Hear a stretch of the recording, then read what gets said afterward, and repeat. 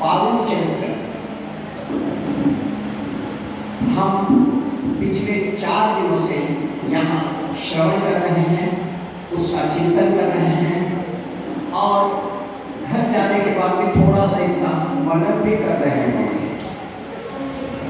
तो ऐसे राम कथा की सर्वाधिक प्रिय रसिक हनुमत जी, जो हर समय जहाँ कहीं भी रामायण होगी वो उपस्थित रहते हैं।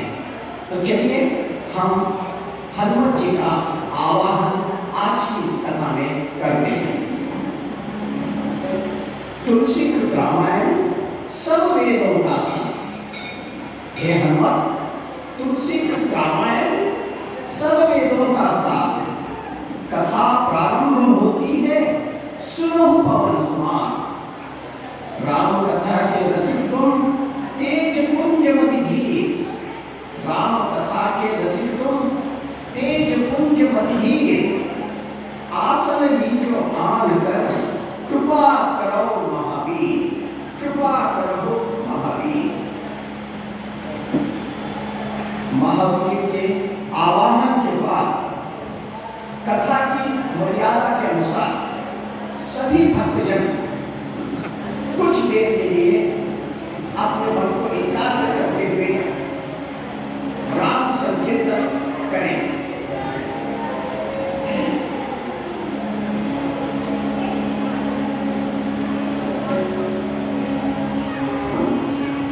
Ram Ram Ram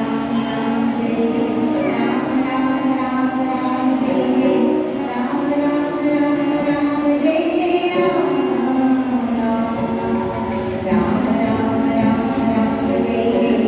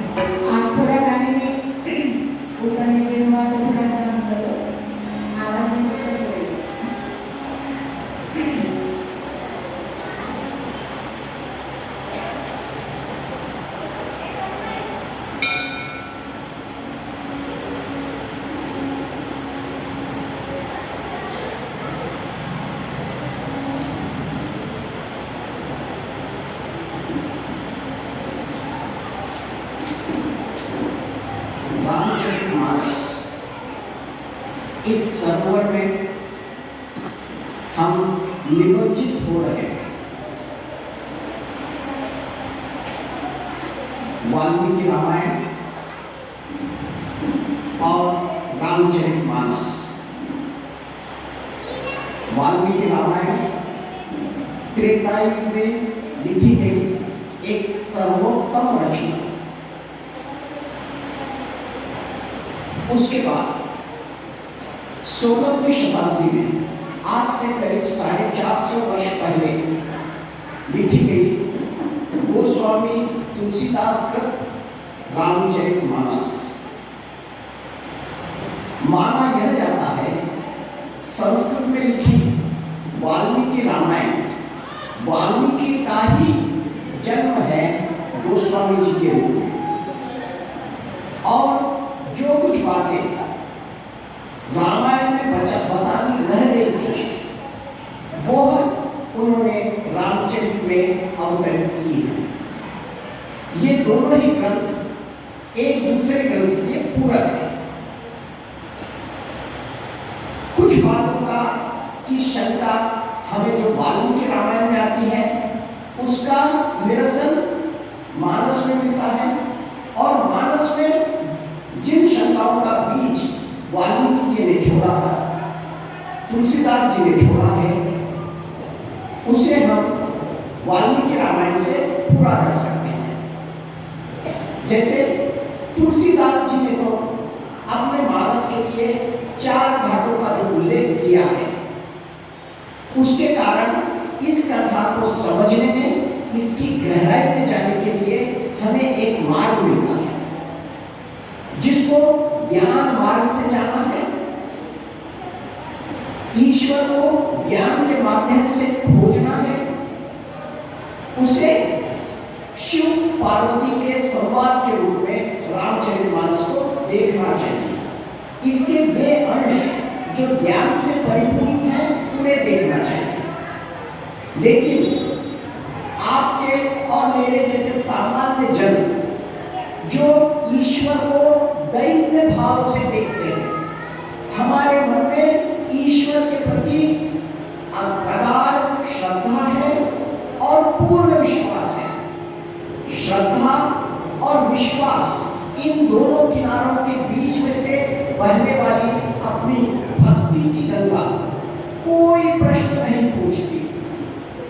हमें रामचरितमानस में लिखे गए प्रत्येक शब्द पर उतना ही विश्वास है जितना कि वेद वाक्य पर। तुलसीदास जी ने इसीलिए कहा है, सारे वेद पुराणों का सार है ये तुलसी रामायण।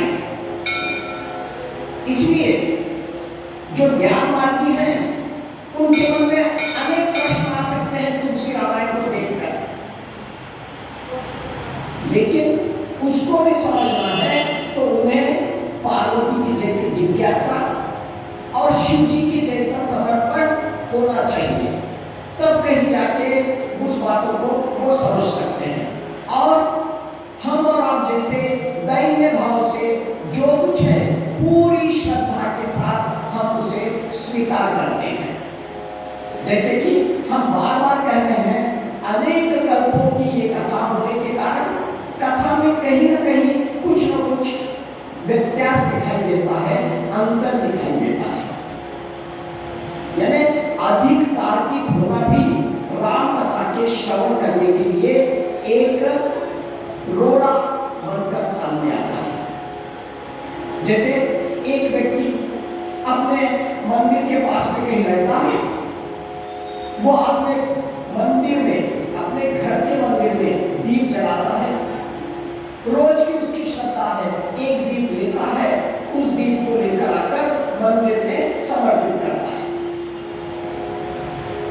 दिया घर में जलाना है, लेकर उसे मंदिर में रख कर वो चला जाता है। रोज की श्रद्धा है उसकी। एक तार्किक उसे मिल जाता है, भाई ये क्या कर रहा है? अरे कुछ है भाई, ये दिया ले जाकर मंदिर में रख रहा हूँ। क्यों रख रहा हूँ? क्या पता नहीं, भाई मेरे बाप दादा भी यही करते थे, मैं भी दिया बांटता हूँ, ले जाकर मंदिर में रख कर आ जाता हूँ। ऐसा है, यानी तुम्हारे बाप दादा अगर गलत करते होंगे तो तुम भी वही करोगे क्या? नहीं महाराज मुझे कुछ समझता नहीं है, जो किया जाता है मैं चुपचाप श्रद्धापूर्वक कर देता हूँ। तार्किक है। उन्होंने कहा बताओ ये दिए की ज्योति कहां से आती है? अब ये व्यक्ति परेशान है कि ज्योति कहां से आती है। अगर मैं कहूं कि मैच बॉक्स से आती है ज्योति, तो ये पूछेगा मैच बॉक्स में कहां से आती है। फिर मैं कुछ कह दूं कि उसके अंदर जो गंधक है, जो बारूद है, जो लगा हुआ है उससे आती है, तो पूछेगा उसमें से कहां से आती है। इसके लिए तो कोई अंतर नहीं है। तो ये भी बड़ा ही होशियार था। उसने दिया जो हाथ में था उसमें फूंक करके फूंक मार दी। उस तार्किक के सामने फूंक करके फूंक मार दी, ज्योति चली गई। अब उस व्यक्ति ने पूछा इस तार्किक से, महाराज बताइए ये ज्योति कहां गई? अब ये तार्किक परेशान, कहां गई कहां गई? हाँ आपको पता नहीं ना कहां गई, जहां गई है ना वहीं से आई थी। जहां आपके सामने ज्योति गई है ना वहीं से ज्योति आई थी। ना वो ज्योति आने से आपको लेना देना है, ना उससे जाने से आपको लेना देना है। फिर मेरा भी क्यों खराब करते हो? यानी तर्क में घुसना है तो ऐसी ही बात। हमारे पास भी रामायण में बहुत सारे तर्क होते हैं। जैसे कल मैंने बताया राम जी ने 11,000 वर्ष राज्य किए, ये वाल्मीकि रामायण में कस के लिखते हैं। तार्किक दृष्टि से हम बोलेंगे नहीं। फिर हमने कहा तुलसी रामायण में उसको क्या बोल आता है, यानी एक दिन एक वर्ष की तरह बीता, यानी 11,000 वर्ष, यानी हम अगर उसको दिन कहें तो 30 वर्ष हो गए हैं। ये बात समझ में आई। लेकिन हम श्रद्धा में लोग मानते हैं राम जी ने 11,000 वर्ष राज्य किया, कोई बात नहीं, नो इफ नो बट, हमें विश्वास है। ठीक है? तो ऐसे तार्किक जा रहा था, वहां पर एक तेल बेचने वाले की दुकान थी, वो बाहर आके बैठा, वो लेकर के साथ वो तेल जा रहा था। मैंने ये कौन सी दुकान है? ये तेल की खाने की दुकान है। तो दुकान का आदमी अंदर खाना चालू करके आकर बाहर बैठा।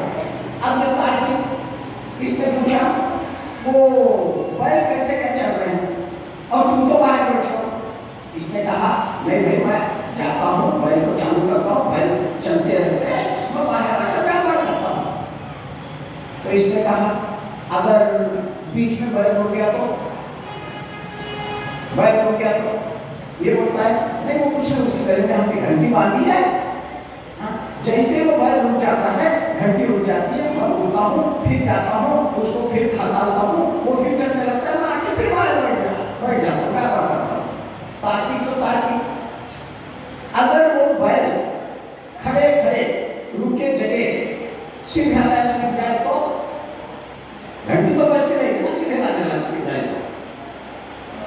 तो उस दुकानदार ने कहा बाबा माफ करो, वो बैल है तार्किक नहीं। लेकिन पहले उसको क्या मालूम कि कहाँ रुकना है कब नहीं रुकना है, बस बाबा माफ करो मेरा धंधा चल रहा है, इसी तरह से चलते हैं। तो इसलिए यानी इस कथा के अंतर्गत जहां कहीं भी आपको कोई गड़बड़ दिखाई दे तो सोचना चाहिए कि जिस स्तर की बात है उस स्तर तक हम नहीं पहुंच पा रहे हैं। ठीक है? तो इसलिए कथा को हम आगे ले चलते हैं। कल ही हमारे बीच में प्रकट हुए थे विष्णु जी राम जी के रूप में, बाद में वो बाल लीलाएं करने लग गए। हमने देखा पूरे अयोध्या में खुशी की लहर दौड़ पड़ी है, सभी आनंदित हैं, राजा से मिलने के लिए जा रहे हैं, बधाइयां बज रही हैं। तो कल की बधाई आज एक बार फिर हम सुनते हुए आगे चलते हैं।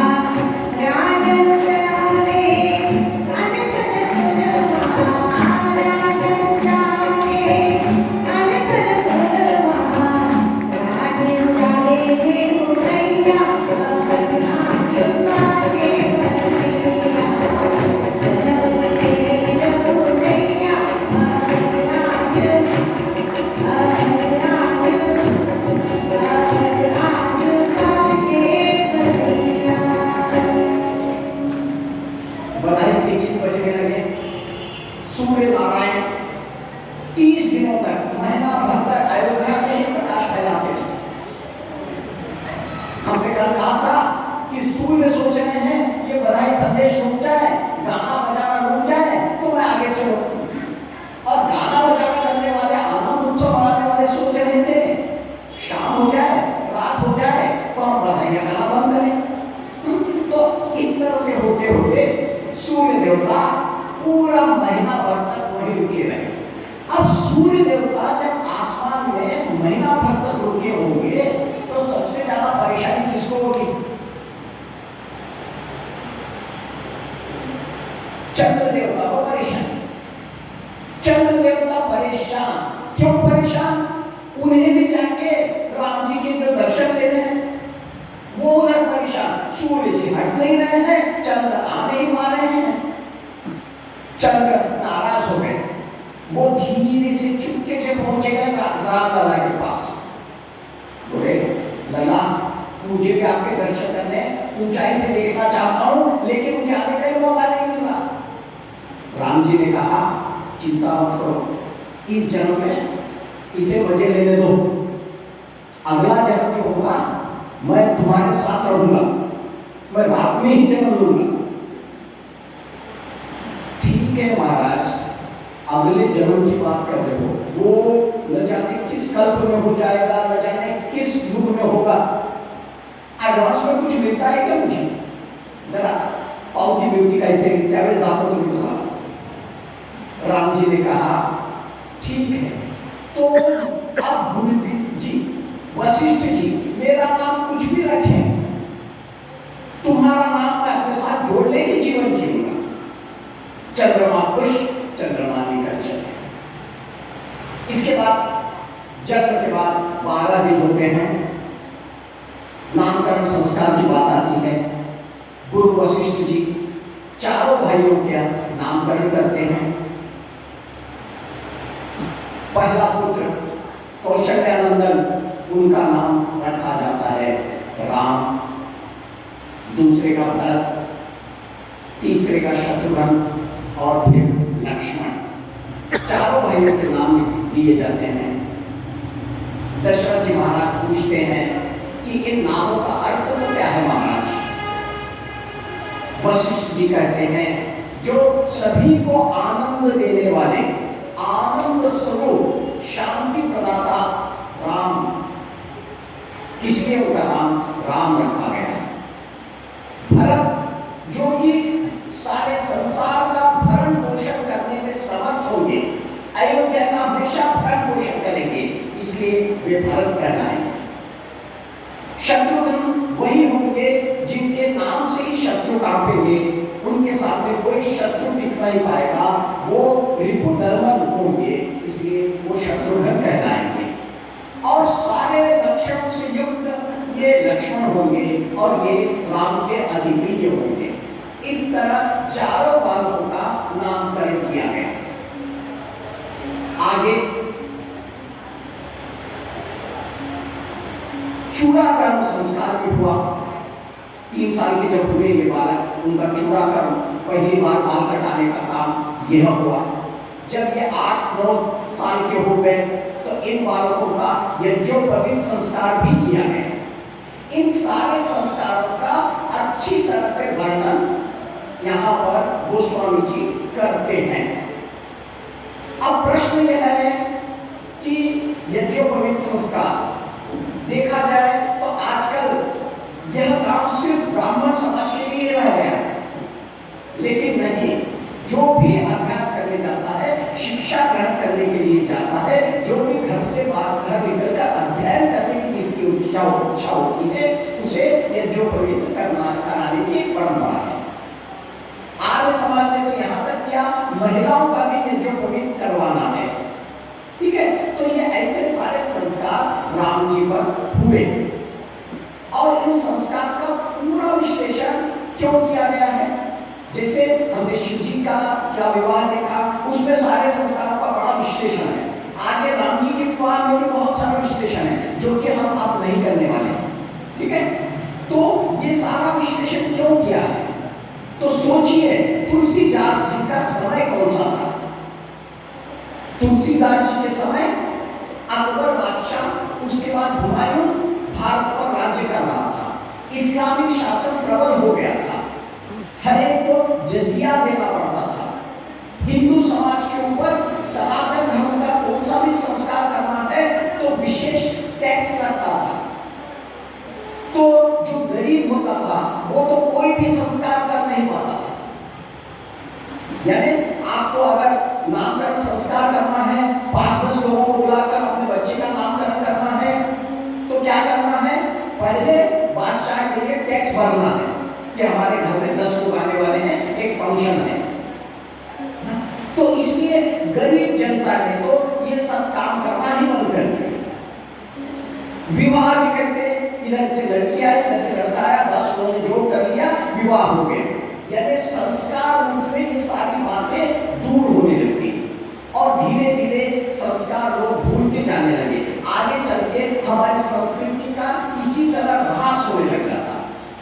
बड़े बड़े मंदिरों को बंद कर दिया गया, संस्कारों को बंद कर दिया गया।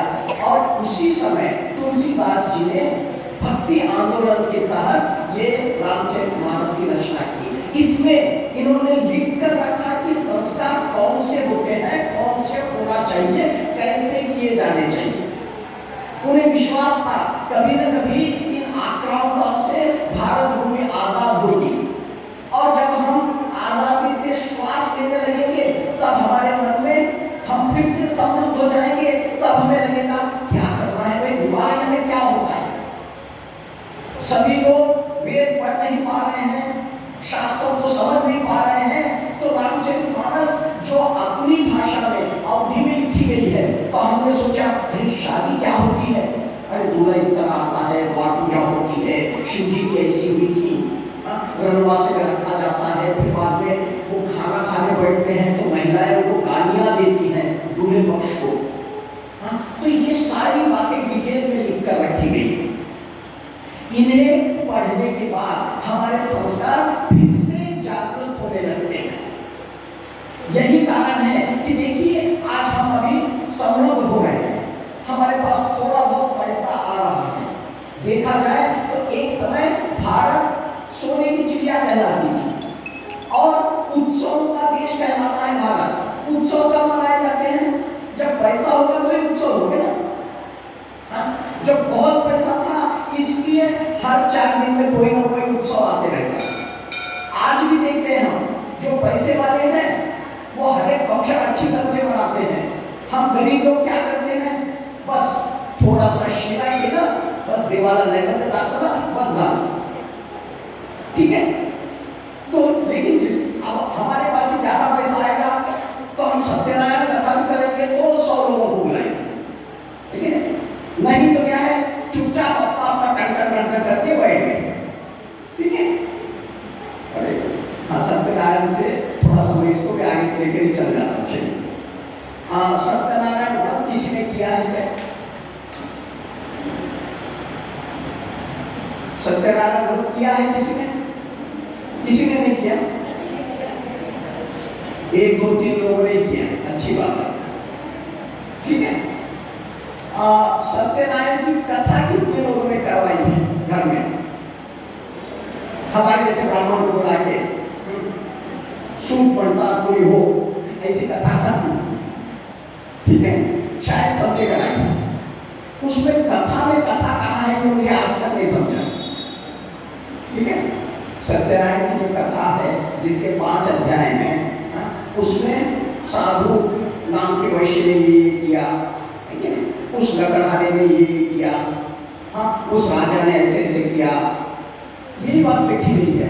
और सब बोलते हैं पहली ही कथा में क्या है, वो पहला क्या करता है, वो जो लकड़हारा लकड़ी बेचते रहता है वो संकल्प करता है और दूसरे दिन जो भी पैसा आएगा उससे सत्यनारायण का पूजन करूंगा और कथा करता है। और कहना कोणती कथा वाचली असं आम्ही त्यांची कथा ऐकू लागलो, त्यांना काय वाचलं असं, ठीक है। तो सत्यनारायण की जो कथा होती है, कहा जाता है सत्यनारायण की कथा किंवा व्रत कधी करायचं? संध्याकाळी. कसं करायचं? अपने स्नेही मित्र बंधु बांधवों को लेकर करने, ठीक है। दो कंडीशन, एक तो शाम में करने का और दूसरा अपने सभी साथियों को बुलाकर करने का, और रात भर उनकी भक्ति के गीत वगैरह गाते समय व्यतीत करने का। ये तीन कंडीशन। अब देखिए संकल्प क्या कर रहे हैं, सुबह कर रहे हैं हम कि भाई मैं सत्यनारायण का व्रत आज के दिन करूंगा। इसका मतलब क्या है, उस दिन आपको सारे दिन सत्य बोलना है। सत्यनारायण कलयुग में यही है कि आप सत्य बोलना है दिन भर, और जब अपने साथियों को वगैरह सबको बुलाएंगे, मित्र परिवार को बुलाएंगे, रात में जो कथा करेंगे और प्रसाद सबको देंगे, यानी सत्य बोलने का प्रसाद क्या मिलता है देखिए। ठीक है, ये रात में आपका कोई मित्र आया और उसने पूछ लिया अरे वो प्लॉट कितने में खरीदा है, अब यहाँ पर आपको सत्य बोलना है क्योंकि आपने संकल्प किया है। नहीं तो हम 2 लाख का प्लॉट 4 लाख रुपए बोल देते हैं उसको। ठीक है, तो यानी उस एक दिन को आप सत्य बोलने की शपथ लेना है दिन भर के लिए, और शाम के समय मुझे मालूम हुआ वो आज सत्यनारायण की व्रत रखा है, कथा कर रहा है, तो मैं उसी दिन पहुंच जाऊंगा। सोने का क्या रेट चल रहा है बराबर पूछूंगा। ठीक है, उसको सच बोलना पड़ेगा क्योंकि उसने संकल्प किया है। तो यह व्रत कठिन भी उतना है और कलयुग में बहुत आसान भी कहा जाता है। ठीक है, तो सत्य एक ही दिन तो कम से कम बोलो, हर पूर्णिमा हर अमावस्या को सत्यनारायण की कथा करो, मतलब महीने में 2 दिन तो सच बोलो। और सच बोलने के बाद जो भी प्रसाद मिलेगा, भले आपकी शादी टूट जाए, सच पूछेंगे, सच बोलना पड़ेगा। ठीक है, तो आपका लड़का कैसा है जी, नहीं तो हम 50 झूठ बोल के शादी करवा रहे। सत्यनारायण की कथा है, उस दिन कोई आके पूछा आपका लड़का क्या करता है, तो हम बेकार के लड़के को बोलते हैं उसका 20 लाख का पैकेज है। ठीक है, उस समय आपको सच बोलना पड़ेगा। ठीक है, तो यह सत्यनारायण की कथा कुछ नहीं है, एक दिन तो हमने सत्य का व्रत लेना है, और कलयुग में बहुत कठिन है। और हम देखते हैं साधु वैश्य की कथा में सच बोलने से वो कितना बचता है। आगे आदत जो ठहरी झूठ बोलने की, वो नाव में तो कह देता उसे में बेल फूल भरे हुए हैं, जैसा कि वो गर्मी साधु उसको ले ही जाता। ठीक है, तो ये सच बोलने की शपथ लेना एक दिन के लिए, तो ऐसी सत्यनारायण की कथा है। हम कहाँ थे बेटा, क्या बात कर रहे थे?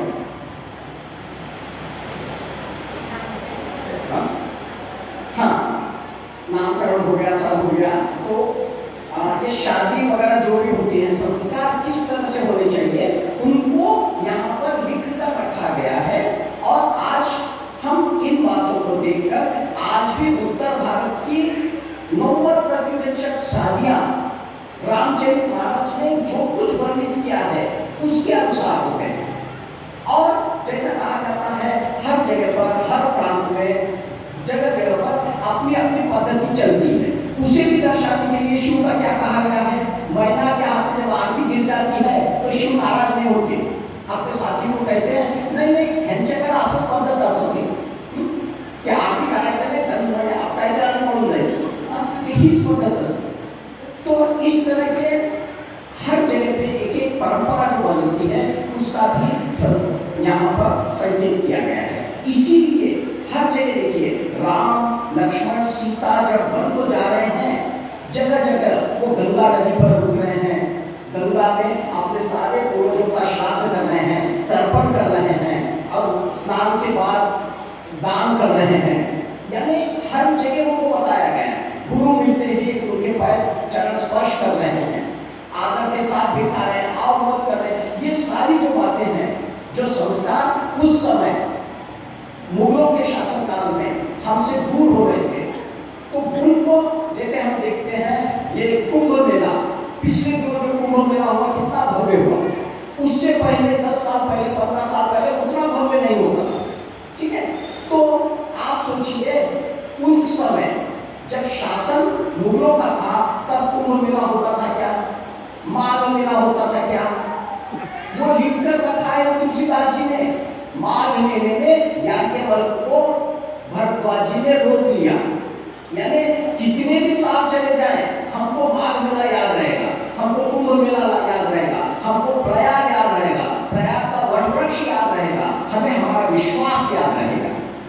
तो ये सारी कथाएं बताई गई हैं रामचरितमानस में, और वाल्मीकि रामायण लिखी गई है त्रेता युग में। तो उस समय तो ऐसी कोई समस्या थी नहीं, तो इन समस्याओं की ओर संकेत वाल्मीकि रामायण में नहीं मिलते, लेकिन जानबूझकर तुलसीदास ने उन बातों को इसमें डाला है। अब हम चलते हैं जो सबसे सुंदर लीलाएं हैं राम जी की। कहा जाता है कृष्ण जी की तो बाल लीलाएं बहुत हैं, राम जी की तो बहुत कम है। ठीक है, कम है तो है ना। जैसे रामलला अपने मित्रों के साथ खेल रहे थे कनक भवन में, अभी कनक भवन है, उसमें अपने साथियों के साथ खेल रहे हैं। भोजन का समय हो गया है, दशरथ महाराज भोजन के लिए बैठे हैं, वो आवाज लगाते हैं, ओ रामलला आ जाओ भोजन पालो। राम जी नहीं आते। क्यों नहीं आते? अपने दोस्तों को छोड़कर आना नहीं चाहते। एक जवाब है, उनको भोजन में रुचि नहीं है, खेलने में ज्यादा रुचि है। जैसे हम सबके बच्चों को होता है, हम बुलाते रहते वो आते ही नहीं। लेकिन राम जी की मर्यादा कुछ अलग है। राम जी सोच रहे हैं अगर पिताजी बुलाते तो चाहे वो चला भी जाता, लेकिन बुला कौन रहा है? महाराज दशरथ, सम्राट दशरथ, चक्रवर्ती दशरथ। वो अगर राजा है, सम्राट है, तो मैं उनका बेटा हूं, तो ये मेरे साथ खेलने वाले कौन हुए? कि तो राजा के लिए तो सारी प्रजा उनके पुत्र के समान है। तो मुझे बुला रहे, मेरे दोस्तों को नहीं बुला रहे, इसलिए मुझे नहीं जाना। तो राम खेलते रह गए। दशरथ जी ने मां से कहा कि जाओ उसको लेकर आओ। और जब कौशल्या माता उठी, दौड़, अब ये बेचारे दौड़ने लग गए, लेकिन माता थोड़ी छोटी है, उसने दौड़ लगाई, इसको पकड़ा, हाथ से घसीटते हुए पकड़ के लेकर चले। हम भी एक हाथ से पकड़ के खींच ले जाते हैं ना बच्चों को, एक दो धप्पे भी लगा देते हैं, लेकिन राम जी को उतना नहीं किया गया, ले जाकर बिठा दिया गया दशरथ के गोद में। मतलब जब भक्ति आगे बढ़ती है तो भगवान विवेश हो जाते हैं, और भक्ति जब भी लाए जिसको भी पकड़ के उसको कहीं भी छोड़े वो चुपचाप बैठ जाते हैं। अब दशरथ के गोद में रामचंद्र जी बैठे हुए हैं, भोजन पाना है, और बाजू में बैठी हुई कौशल्या माई। राम जी को तो खाने में कोई इंटरेस्ट नहीं, वो बोलते नहीं मैं मेरे हाथ से खाऊंगा। दशरथ जी छोड़ देते हैं, राम जी ऐसा हाथ में लेते हैं, दही चावल मुंह में से नसीब लेते हैं, और सोच रहे हैं मैं भागूं कहां से, एक तरफ तो भैया है, दूसरी तरफ पापा का हाथ है। जैसे दशरथ अपना गाँव उठा के मुंह में डालने लगते हैं, ये सोचते एक साइड खुल गया भैया, दौड़ लगा।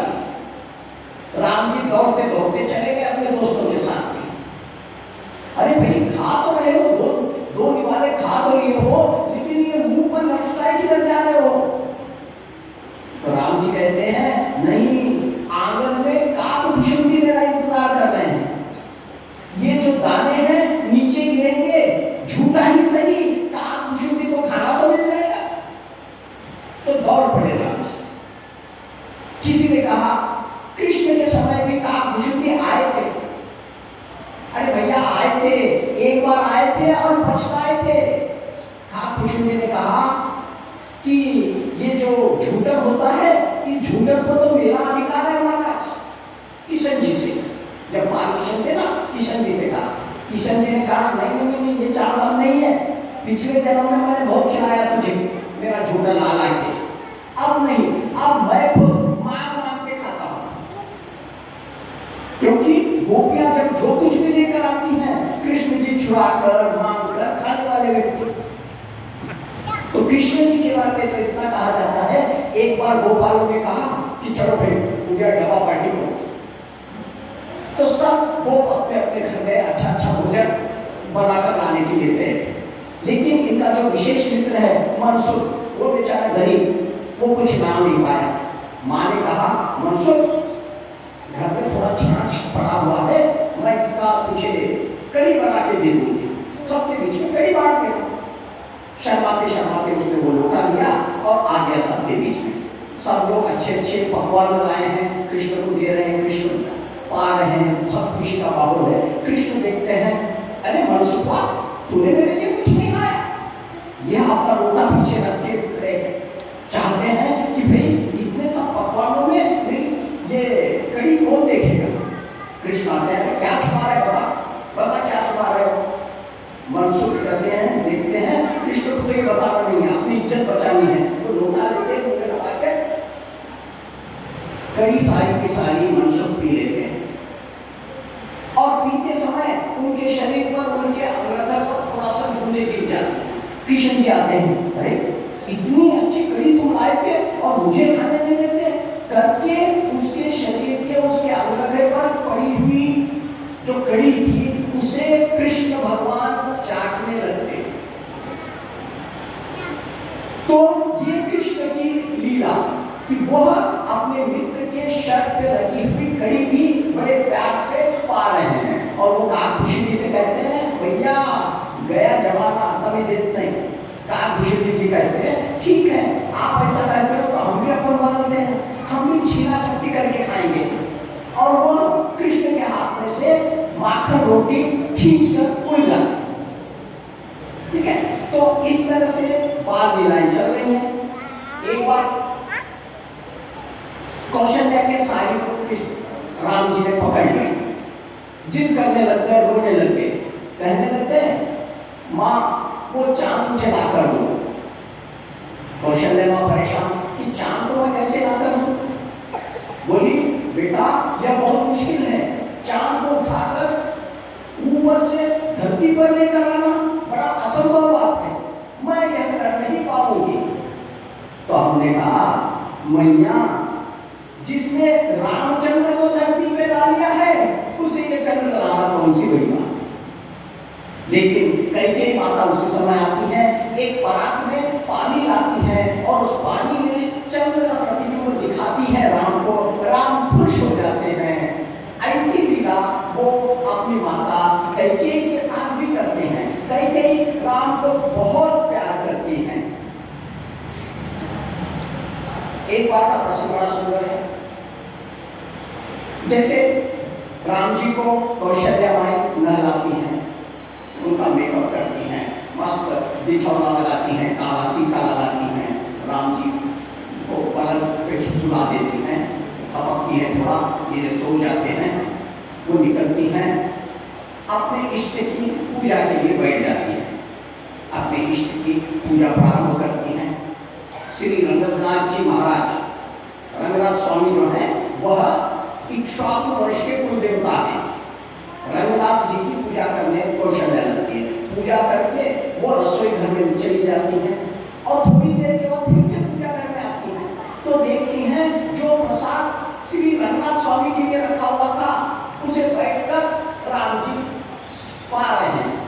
परेशान हो जाती, दौड़ते हुए जाके देखती, ये तो सोया हुआ था। वहां जाकर देखती हैं तो वहां तो राम जी लेटे हुए हैं। फिर दौड़ते हुए इधर आती हैं, इधर देखती है तो राम जी भोजन कर रहे हैं, उधर जाकर देखती तो राम जी सोए हुए हैं। परेशान हो जाती है मैया। तब राम जी फिर मुस्कुराते हैं, मैया तुम भूल नहीं हो मैं कौन हूँ, दिखाओ तुम्हें मेरा विराट रूप। मैया हाथ जोड़ती है, भैया तेरा विराट रूप तुम जब जन्मे थे तब मैंने देख लिया था, बस है अब मुझे इतना ही आशीर्वाद दो बेटा कि तुम्हारी माया मुझे मोहित न कर पाए।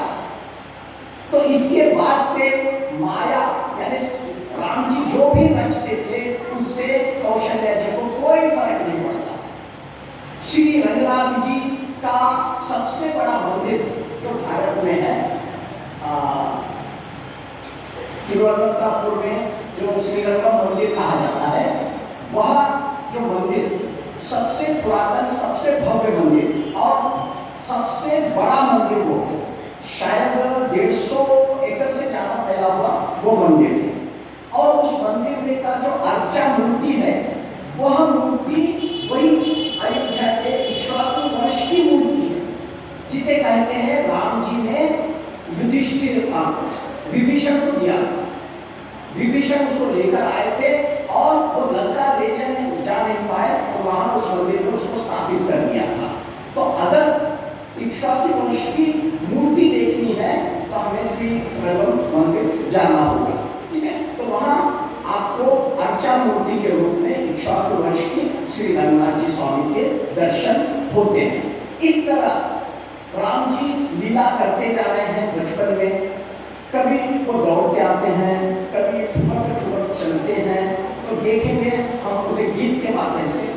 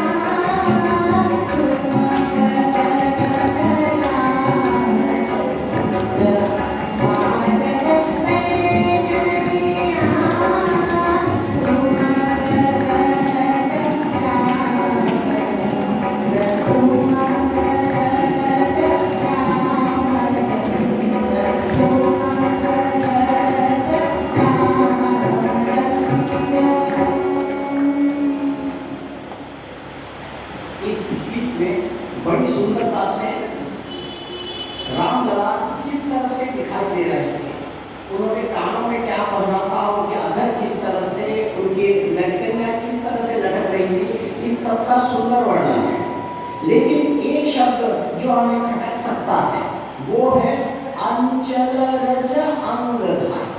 उनके अंचल पर, उनके कपड़ों पर धूल लगी हुई थी, मिट्टी लगी हुई थी। अब अगर ये कृष्ण के लिए कहा गया तो हम मान भी लेंगे, क्योंकि वो एक गांव खेड़े में रहते थे। लेकिन राम जी कनक भवन में रहते हैं, दशरथ महाराज के राजमहल में रहते हैं, वहां पर धूल मिट्टी का क्या काम। फिर इनके कपड़ों में ये धूल ये कैसी लगी तो कैसी लगी। तो यहां पर फिर हमें याद करना पड़ता है महादेव। महादेव बार बार अपने इष्ट को देखने के लिए आ जाते हैं अयोध्या में। कभी काकभूषणी के साथ आते हैं, जो काकभूषणी इनसे प्रसाद पाते हैं वो देखकर आनंदित हो जाते हैं। कभी भस्म रमाए हुए चले आते हैं, कभी ज्योतिषी बन के चले आते हैं। जब भस्म रमा के चले आते हैं तो राम जी आ जाते हैं, तो उनको पकड़ते हैं, उनको गले लगाते हैं, उसको भींचते हैं, और जब उनको छोड़ते हैं तो इनकी भस्म इनके राम जी के कपड़ों पर लग जाती है। वही रज यहाँ पर दिखाई देती है, और उसी रज का यहाँ पर वर्णन किया गया है। मैं तो हम कहेंगे राजमहल में रहने वाले व्यक्ति को, इस बालक को आखिर ये धूल मिट्टी लग कहां से रही है। वैसे ही आते हैं और दशरथ के मांडी पर बैठते हैं, ये भोजन पाते हैं। उपनयन संस्कार होता है, इन्हें विद्या ग्रहण करने के लिए वशिष्ठ आश्रम को भेज दिया जाता है। वशिष्ठ इन्हें पढ़ाने लगते हैं। कुछ ही दिनों में, और यहाँ कहा गया है कुछ ही काल में, ये सारी विद्याओं को ग्रहण कर लेते हैं। और तो और उस समय जो उस विद्यालय में जिनको कुछ समझ में नहीं आता, ऐसे पूर्ण मगज में जो विद्यार्थी थे वह भी अच्छी तरह से पढ़ लेते हैं, क्योंकि राम जी जो वशिष्ठ बताते हैं वो समझ लेते हैं। बाद में वो अपने तीनों भाइयों को और ऐसे मंदबुद्धि छात्रों को भी वो सारी बातें समझाते हैं, और राम के समझाने के बाद किसे नहीं समझता। तो उस समय 100% रिजल्ट होता है उनकी बैच, सभी अच्छी तरह से पास हो जाते हैं। जब ये वापस आते हैं और इन्होंने पढ़ा क्या है ये इनके संस्कारों से दिखाई देते हैं। जब ये वापस राजमहल आते हैं तो कहा गया है कि प्रातः काल उठकर रघुनाथ मातु पितु गुरु को चरण स्पर्श करते थे, उनको प्रणाम करते थे। बाद में माता पिता की आज्ञा लेकर राज का कारभार देखते थे। यहाँ कहा गया है कोई भी व्यवहार करना है तो बड़ों से पूछकर के व्यवहार करते थे। ऐसे संस्कार लेकर राम जी वापस लौटे हैं, और ये आनंद से चारों भाई यहाँ पर रह रहे हैं। सभी आनंदित हैं, तीनों माताएं बहुत खुश हैं। दशरथ पूरे नहीं समाते, क्योंकि उनको बुढ़ापे में 4 पुत्रों का सौभाग्य प्राप्त हुआ है। चौथे पद में 4 पुत्र बड़े आनंदित हैं। उन बालकों के साथ खेलते खेलते दिन कहाँ कट जाता है दशरथ को पता ही नहीं चलता। एक दिन इसी आनंद में खोए हुए दशरथ हैं कि द्वारपाल आकर सूचना देते हैं, अरे विश्वामित्र जी आए हैं, विश्वामित्र जी आ रहे हैं। अब दशरथ जी महाराज सर से पैर तक कांप उठते थे। सिद्धाश्रम में रहने वाले ये विश्वामित्र जी ये अयोध्या क्यों आ रहे हैं, क्या काम पड़ गया ये आ रहे हैं। इन्हें डर इसलिए जाता है क्योंकि इन्हीं के वंश में हरिश्चंद्र महाराज के पास ही यही विश्वामित्र आए थे, और उन्होंने क्या क्या गुण खिलाए थे। राज्य तो गया था, काशी के बाजार में इनको खुद को अपने आप को बेचना पड़ा था, ठीक है। तो वो सोचते हैं मेरे पूर्वज का नाम भी हरिश्चंद्र, और मैंने मेरे बेटे का भी नाम लिखा है रामचंद्र, कहीं ये चंद्र देख के तो आ नहीं रहे महाराज फिर से मुझे कंगाल करने के लिए। बड़े परेशान हो जाते हैं। अब राजा है, सामदान दंड भेद की नीति अपनाना चाहते हैं, लेकिन यह रघुवंश के राज्य है, इसमें जो अपने से बुजुर्ग होते हैं या जो सिद्ध संत होते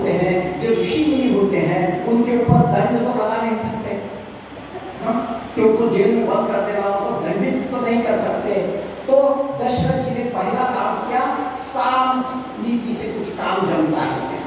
दौड़ पड़े दशरथ जी, अपने साथियों को लेकर दौड़ पड़े। विश्वामित्र भी आ ही रहे हैं, आते हुए ऋषि को देख के दंडवत हो गए उनके सामने। अरे गुरु जी आप आ गए क्या? दंडवत लंबे। हाँ, थोड़ा सा विश्वामित्र शांत हो गया, चलो चलिए महाराज, चलिए चलिए, और आकर अपने सिंहासन में बिठा दिया विश्वामित्र जी। देखिए हमारे पास एक सादा अधिकारी होगा और दूसरे अधिकारी को सीट पे छोड़ना, ठीक है, लेकिन ये अपना सिंहासन छोड़ दिए और विश्वामित्र को बिछा दिए। विश्वामित्र और थोड़ा टेम्परेचर नीचे कि भाई उनको प्रसन्न करके अपना काम निकाल लेने की कोशिश। फिर पूछा महाराज कैसे क्या अयोध्या की याद आई?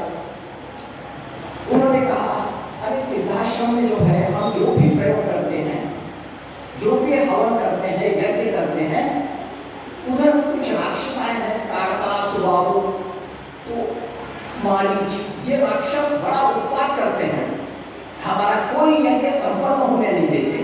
और अभी अभी मैं सोच रहा हूँ कि एक बड़ा सा यज्ञ करने की, लेकिन मुझे लगता है वो यज्ञ पूरा नहीं होगा। ये राक्षसों का उत्पात बहुत बढ़ गया है वहां पर, इसलिए मुझे आप क्या करो, आपका जो लड़का है, बड़ा लड़का राम, वो मुझे दो, मैं उसे लेकर जाऊं। अब ये परेशान हो गए, राम को लेने आए हैं। अब उन्होंने सोचा नहीं, शाम तो हो गया, दाम का प्रयोग करेंगे। कहा महाराज आपको जितनी दौड़े चाहेंगे उतनी मैं दे दूंगा, आपको सिद्धाश्रम छोड़ के और कहीं आश्रम बनाना है तो आप बना लीजिए, बिल्कुल मैं आपको अनुमति दूंगा और मदद करूंगा। आप छोड़ो ना, जान दो सिद्धाश्रम में क्या, दूसरी जगह आश्रम बसा। प्रयत्न किया, कुछ ले दे के मिट जाता है के बाद, लेकिन विश्वामित्र तैयार नहीं हुए, क्योंकि विश्वामित्र को तो राम जी के दर्शन करने हैं। लेकिन अब क्या करें? तीसरा इन्होंने सोचा कि इन्हें दंड तो नहीं दे सकते हम, भेद नीति अपनाएंगे थोड़ा सा। भेद क्या करेंगे? वशिष्ठ महाराज मेरे गुरु हैं और विश्वामित्र, वशिष्ठ और विश्वामित्र की दुश्मनी तो हर एक को पता है कि नहीं? पता है ना सभी को। जैसे कि विश्वामित्र ने वशिष्ठ के 100 पुत्र को मार दिया, इन दोनों का झगड़ा इतना भयानक। वशिष्ठ के आश्रम में जो नंदिनी गाय थी उसे चुरा के ले जाने, उसको मांग के ले जाने, उसको खींच के ले जाने का प्रयत्न विश्वामित्र जी ने किया था जब वो राजा थे। बाद में विश्वामित्र ने तपस्या की, वो राजऋषि बन गए, लेकिन उनको जलन ये थी मैं कितना कोशिश करता हूं तो मैं राजऋषि बना, ब्रह्म ऋषि बन नहीं पा रहा हूं। फिर बाद में वो त्रिशंकु को तक स्वर्ग में भेजने का प्रयत्न करते विश्वामित्र। जिस त्रिशंकु को कोई भी भेजने तैयार नहीं होता, वो अपने कमाए हुए सारे पुण्य को देकर त्रिशंकु को ऊपर भेजने लगते हैं और देवता लोग ऊपर से उसको नीचे ढकेलते हैं, आना नहीं, तो त्रिशंकु अधर में लटक जाते हैं। तब विश्वामित्र उसके लिए अलग सा स्वर्ग निर्माण करने की कोशिश करते हैं। अपना सारा संचित जो भी तप बल था उस सबको वहां विसर्जित करते हैं, उसके बाद फिर से तप करते हैं। और जब सब लोग परेशान होकर कहते हैं नहीं भाई हम त्रिशंकु को अपने इसमें ले लेंगे स्वर्ग में, लेकिन आप रुक जाओ, तो बोले नहीं मुझे ब्रह्म ऋषि का पद चाहिए। कह देते हैं ठीक है आप ब्रह्म ऋषि हो गए। नहीं ब्रह्म ऋषि हो तो वशिष्ठ मानना चाहिए कि मैं ब्रह्म ऋषि हूं, दुश्मन ने मानना चाहिए कि मैं विद्वान हूं, भला ही पीएचडी बेटे लिए। तो इस तरह की बात वो करते हैं। तो अब दशरथ महाराज बोलते हैं कि वशिष्ठ की और विश्वामित्र की बनती भेद रीति। वो बोलते महाराज ये राम जो है ना मेरे पास किसी और की धरोहर है, दूसरे आदमी मारे का छोड़ के ले ले। अरे कौन है वो? नहीं वो वशिष्ठ के प्रयत्नों से है बच्चा, वशिष्ठ ने ही क्या किया था, पुत्र कामिष्टि यज्ञ करवाई थी, उसी का फल है। तो इसमें वशिष्ठ जी क्या मेरे पास ये धरोहर है, वशिष्ठ कहे तो मैं ले लूंगा। देखिए इनको लगा कि वशिष्ठ का नाम लेती ये या तो भड़क जाएंगे या फिर वशिष्ठ इस बात को नहीं मानेंगे। और वशिष्ठ को कहा गया राम जी को ले जाने के लिए विश्वामित्र आए हैं, तो वशिष्ठ बोलेंगे उसको ले जाने का। तो बोलते हैं ठीक है वशिष्ठ को बोलो। जब वशिष्ठ आते हैं राजसभा में विश्वामित्र उठ के खड़े हो जाते हैं, बाहें फैला के सामने आते हैं और ये दोनों गले मिलते हैं। आप तो परेशानी होगी ना, ये दोनों की भी दोस्ती होगी क्या? अब तक आए कराए से। तो वशिष्ठ बोलते हैं नहीं क्या हुआ, नहीं नहीं वो राम जी को मांगने आए। वो कहते हैं मैं खुद मेरी अक्षोहिणी सेना लेकर आऊंगा और मैं उन राक्षसों को मारूंगा। तो ये कहते हैं नहीं, मुझे राम चाहिए और साथ में राम की दक्षिण बाहु करके लक्ष्मण उनके साथ में चाहिए। राम लक्ष्मण ये दोनों मुझे दे दो काफी। अब वशिष्ठ महाराज कहते हैं, फिर विश्वामित्र कहते हैं देना है दो, मैंने पूछा है, रघुवंश की रीत यह है एक बार मांगने पर उसे सब कुछ मिल जाता है, नहीं तो मैं चला, तुम्हें मना देते ही मिठाई निकाल। अब दशरथ काम रहे हैं, ये वापस गए तो क्या आफत, रुके तो बहुत बड़ी आफत। अब वशिष्ठ कहते हैं नहीं महाराज आप शांत होइए, बैठिए, ये राज्य जो है आपने हरिश्चंद्र से लिया था, बाद में उसको वापस दान कर दिया था, तो इस गद्दी पर तो आप ही का अधिकार है। ये लोग तो ऐसे ही जैसे कहता है ना, ये अनुकंपा बेसिस पे लगे हुए हैं, आपकी अनुकंपा से ये बैठे हुए हैं, राज्य तो आप ही का है। उसके बाद वशिष्ठ आते हैं, महाराज को समझाते हैं, महाराज ये तो ये दोनों लड़कों को दे दो और आप मजे पड़ोस स्वागत होता ना, कोई बच्चों की शादी की फिक्र है आपको, अगर आप होते भेज दो, बच्चों की शादी करेंगे। यानी देने से क्या होगा, देने से आपका नाम होगा और राम लक्ष्मण का कल्याणम होगा। या कल्याण का शब्द उपयोग में लाया गया है और हम दक्षिण भारत के लोग बहुत अच्छी तरह जानते हैं कल्याण का क्या मतलब होगा। धीरे से वो कहते हैं कि दो बालकों को भेजोगे, ये चार की शादी करा के लाएंगे। वो कह रही ये महाराज इन्हों क्या करेंगे? नहीं ऐसी बात नहीं है, ये महर्षि बहुत इनकी पहचान होती है। आप जो कह रहे हो ना, आपको राम ने तो क्या किया, आपने सिर्फ वशिष्ठ के आश्रम में भेजा है, राम की ख्याति किसी को पता ही नहीं है। घरा तक राहिले बोला बाहेर फिरलं नाही काय नाही, म्हणजे लोकांना कसं कळलं आणि कसं लग्न होईल याचं। तो विश्वामित्र के साथ भेजो। आपको क्या लगता है उन राक्षसों को मारने के लिए राम की जरूरत है? विश्वामित्र खुद समर्थ है, वो चाहे तो यहाँ बैठे बैठे उन राक्षसों का यहीं से कर दे, लेकिन उन्हें राम को ले जाना है और राम को दुनिया से राम का परिचय करवाना है। राम को सारी दुनिया जानेगी और सब लोग जानेंगे तो कहीं ना कहीं इनका रिश्ता हो ही जाएगा। तो दशरथ जो चौथे पर में उनको बालक पैदा हुए थे, अब ये बुढ़ाते जा रहे हैं, उनको लगा सच बात है जल्दी से जल्दी विवाह हो जाए मेरे लड़के का तो ठीक है। लेकिन ये जो भी बातें हैं, विश्वामित्र का आना, ये बड़े चिंतित हो जाना, बार बार यह लगना कि ऐसा जो बुढ़ापे में जन्मे हुए बच्चे को इनके साथ भेजने के लिए बड़े ही परेशान हो जाना दशरथ, इन सारे बातों को हम एक गीत के माध्यम से यहाँ सुनेंगे। कहते हैं राघव को मैं न दूंगा,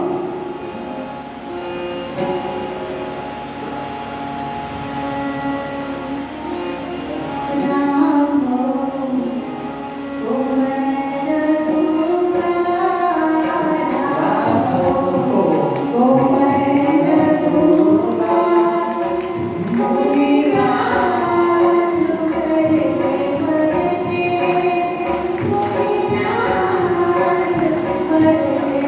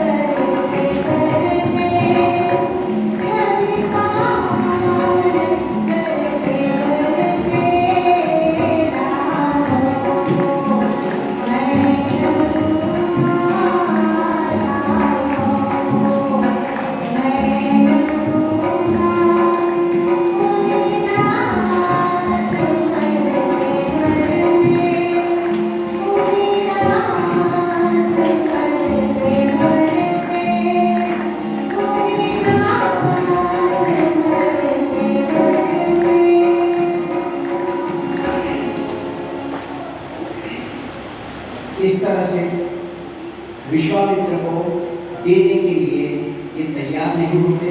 अंत में जब वशिष्ठ जी समझाते हैं तो मान जाते हैं। राघव को और लखन लला को साथ में गुरु जी के हवाले करते हैं, उनको सुपुर्द करते हैं और कहते हैं देखो बच्चों, इसके बाद यही आपके लिए माता और पिता हैं, यही आपके गुरु हैं। यानी इनको पूरा अधिकार पत्र दे देते हैं, मतलब इसका पूरा अधिकार अब आपको है। अगर आगे चलकर कुछ बात हो गई, कुछ कम ज्यादा हो गया, तो सारी जिम्मेदारी विश्वामित्र जी की है। और राम जी को जो कुछ करना है वो विश्वामित्र जी से पूछकर ही अब करना है। ठीक है, पावर ऑफ अटर्नी पूरी तरह से विश्वामित्र जी को दी गई और उतना ही उनके ऊपर ये दबाव भी बन गया कि इन बालकों को जैसे ले गए हैं उस तरह से लाना है। तो विश्वामित्र जी लेकर निकल जाते हैं। विश्वामित्र जी की सबसे बड़ी दिक्कत ये थी, वो वशिष्ठ से अब भी थोड़ा सा चलते थे। वो कहते थे मैं ब्रह्म ऋषि तो हो गया, लेकिन तुम तो मुझसे और आगे बढ़ गए, तुम तो परब्रह्म के गुरु हो गए, राम जी के तुम गुरु हो गए और मैं गुरु नहीं हो सकता राम जी का। तो यही मौका है, वो उनको लेकर चलते हैं, गंगा नदी के पास जाते हैं, गंगा जी कथा सुनाते हैं, उनको बला अतिबला नाम की विद्याएं सिखाते हैं। और विद्या सिखाते हुए वह विश्वामित्र जो इस बात के लिए तरस रहे थे कि किसी तरह राम जी के गुरु बनना चाहिए, तो वह यहाँ पर गुरु के रूप में हो जाते हैं राम जी के। राम लक्ष्मण को लेकर जाते हैं, जाते समय बीच में ही तारका सामने से आती है, दौड़ती हुई तारका आती है। राम जी उसको एक ही बाण से उसका संहार कर देते हैं। आगे चलते हैं, आश्रम तक पहुंचते हैं। मारीच और सुबाहु भी आक्रमण करते हैं। मारीच को फल न रहने वाला, यानी आगे जिसको फल नहीं लगाया था वैसे बाण से मारते हैं, तो मारीच उड़ता हुआ 100 योजन दूर जाकर समुद्र में गिरता है। सुबाहु का भी संहार किया जाता है और लक्ष्मण जी वहां के जो सारे राक्षस जन थे उन सभी का संहार कर देते हैं, उनको मार देते हैं। यहाँ कथा में यह हो रहा है कि रावण धीरे धीरे आर्यावर्त पर कब्जा करने की कोशिश कर रहा था। वो हर जगह अपने राक्षसों को रखते जा रहा था। जैसे हम देखते हैं शूर्पणखा और खरदूषण, साथ में 14 सहस्त्र की सेना वो पंचवटी के पास दंडकारण्य में रहने लग गई थी। आगे चल के सिद्धाश्रम के आसपास भी तारका, सुबाहु और मारीच ने कब्जा करना शुरू किया था। और जब भी रावण भारत पर आक्रमण करेगा तो ये सब उनकी मदद किए रहते। तो ये ऋषिजन राम जी को लेकर यह जो बीच में आकर हम कहेंगे स्लीपर सेट जैसे जो लोग थे उनका संहार करते हुए या ऋषि निकल रहे हैं। तो राम जी ने पहले तो तारका का, फिर मारीच को बाण मारकर दूर फेंकने का, सुबाहु का संहार करने का ये काम किया। दूसरे ही दिन यज्ञ प्रारंभ हुआ। यज्ञ बहुत अच्छी तरह से संपन्न किया गया। राम लक्ष्मण रात दिन यज्ञ की सुरक्षा में लगे रहे। यज्ञ सफलता से पूरा हो गया। उसके बाद उसी समय मिथिला से निमंत्रण आता है कि मिथिला में धनुष यज्ञ का आयोजन किया गया है। विश्वामित्र कहते हैं आपने एक ऋषि का यहाँ यज्ञ पूरा करवा दिया, अब चलो वहां पर जनक जी का यज्ञ भी पूरा कराएंगे। तो यहाँ पर इस यज्ञ के बाद वह धनुष यज्ञ पूरा करने के लिए राम लक्ष्मण को लेकर ऋषि विश्वामित्र चलते हैं। यहाँ पर एक छोटी सी घटना यह थी, राम और लक्ष्मण को जब कहा जाता है विश्वामित्र के साथ जाइए, तो राम लक्ष्मण जाते हैं अपनी माताओं से आशीर्वाद लेने के लिए, और तुलसीदास ने एक अर्धारी में इस बात को खत्म कर दिया है। राम लक्ष्मण पहुंचते हैं, माता के चरण स्पर्श करते हैं, माता कहती है जाओ जाकर आओ बस। अब प्रश्न यह है, पिता तो इतना रोए थे कि मैं न दूंगा, लेकिन माता ने कैसे क्या कह दिया जाओ? तो इसके पीछे का कारण था वही हमारे शिव जी। शिव जी एक बार ज्योतिष बनकर आए थे, ज्योतिष बनकर आए और राम लक्ष्मण का हाथ देखा उन्होंने, माता जी के पास आकर उनको लिया, बुलाया, गोद में बिठाया, उनके हाथ को देखा और अपनी विद्या बरारने लग गए। नहीं, बालक बड़ा सुदर्शन है, ऐसा होगा वैसा होगा। कुछ दिनों के बाद विश्वामित्र जी आएंगे, विश्वामित्र के साथ ही जाएंगे तो राक्षसों का संहार करेंगे, इनका बड़ा नाम होगा और ये मिथिला में जाएंगे, बाकी राजकुमारी से इनका विवाह होगा। फिर रानी पूछती है फिर इनका संसार कैसा होगा, आगे कैसा होगा? नहीं, अब तक के लिए इतना काफी है, ये बाद में फिर नेक्स्ट टाइम अगर अवसर साहब, क्योंकि इनको मालूम है शादी होने के बाद क्या क्या होने वाला है। अगर वही कह देती तो माँ भेजती क्यों थी इसको? तो इतना सब बोल दिए सो था। तो उसकी वजह से माँ ने सोचा जैसे ही विश्वामित्र आए हैं ना, पता चला कि ये माता तो पहले से तैयारी करके बैठी है ना, तिलक बिलक लेके आएंगे, राम बोलेंगे विश्वामित्र के साथ जाओ तो खुशी खुशी तिलक करके भेज देंगे, जा बाबा चल जा सूरी पर विवाह करके। तो यहाँ पर ये माता यह नहीं सोच रही है कि ये मारी सुबाहु और तारका के पीछे जाने वाले हैं, ये सोच रही है कि ये विवाह के लिए जा रहे हैं, इनका कल्याण होने वाला है। तो वो खुशी खुशी भेज देती हैं।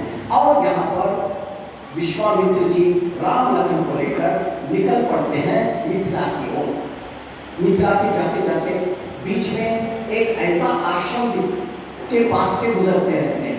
अचानक राम जी कहते हैं कि ये कुछ आश्रम दिखाई दे रहा है, थोड़ा सा भग्नावस्था में, यहाँ क्या? विश्वामित्र रुक जाते हैं, बोलते कहाँ क्या क्या बात है? नहीं, यहाँ की ऊर्जा इतनी प्रभावित मुझे कर रही है, कुछ ऊर्जा है यहाँ पर, लेकिन अब तो सारा तरस नरस हुआ हुआ दिखाई देता है, पेड़ है लेकिन उनमें फल नहीं है, ऐसा कुछ दिखाई दे रहा है। मुझे लग रहा है या कुछ तो बड़ा ही सिद्ध स्थान था। विश्वामित्र कहते हैं हम अनेक बार इस जगह से जाते हैं लेकिन कभी हमारा ध्यान नहीं है। तो राम जी उस बात के कहते हैं जिस ओर किसी का ध्यान नहीं जाता उसी जगह देखने के लिए तो मैं आया हूं। यानी जैसे आंख पुकार करने वालों के किसी का ध्यान नहीं जाएगा, वहां पर राम जी का ध्यान अवश्य जाता है। तब विश्वामित्र जी कहते हैं नहीं, यह गौतम मुनि का आश्रम था, कुछ बात हो गई और यहाँ पर अहिल्या जो गौतम की पत्नी है वो शिला रूप में यहाँ पर हो गई और उसका उद्धार का भी गौतम ऋषि ने ये कहा है कि जब त्रेता युग में राम जी आएंगे तो उनके चरणों की रज अगर मिल जाएगी तो ये गौतम नारी फिर से जीवित हो जाएगी। तो यहाँ पर गोस्वामी जी सकल कथा मुनि कहा विषय की कहा से, जब राम जी ने पूछा तो गौतम मुनि और अहिल्या की सारी कहानी बताई। आप सभी को गौतम मुनि अहिल्या की कहानी तो पता है, आपको पता है, मुझे पता है, तो क्या गोस्वामी जी को पता नहीं थी? लेकिन गोस्वामी जी मर्यादा में बने हुए। ऐसी बात जिससे किसी का अपमान होता है, जिसका कलंकित किया जाने का प्रभाव हो सकता है, वैसी बात को न करते हुए टाल देना ही बहुत अच्छा है। इसलिए यहाँ गोस्वामी जी उस बात को टाल देते हैं। इतना ही लिखते हैं, सारी कथा विश्वामित्र जी ने राम जी को सुनाई। और राम जी उस आश्रम में पहुंचते हैं और विश्वामित्र जी से कहते हैं, विश्वामित्र जी बताइए अब क्या करना है। तो वहां शिला की तरह अहल्या माता बैठी हुई होती हैं। विश्वामित्र जी कहते हैं, पुत्र आप अपने चरणों की रज इसे अर्पित कर दो। राम जी अपने चरणों की रज उस पर अर्पित करते हैं और अहिल्या फिर से जागृत अवस्था में आती है, वह अपने पहले के रूप को पा लेती है। यहाँ पर इसकी व्याख्या अलग अलग तरह से किया जाता है। कुछ लोग कहते हैं वो पत्थर की मूर्ति बन गई थी, इनके चरणों की धूल लगने से वो फिर से महिला के रूप में परिवर्तित हो गई। कुछ लोगों का यह मानना है अपमान का घूंट सहते सहते वो समाज से बेदखल होकर अकेली जीवन जी रही थी। उससे कोई बात नहीं करता था, उसके बारे में कोई नहीं पूछता था। पति यानी गौतम जी भी परम लोक धाम को चले गए थे। तो इस तरह वह एकदम से नकारी हुई महिला के रूप में जीवन जी रही थी।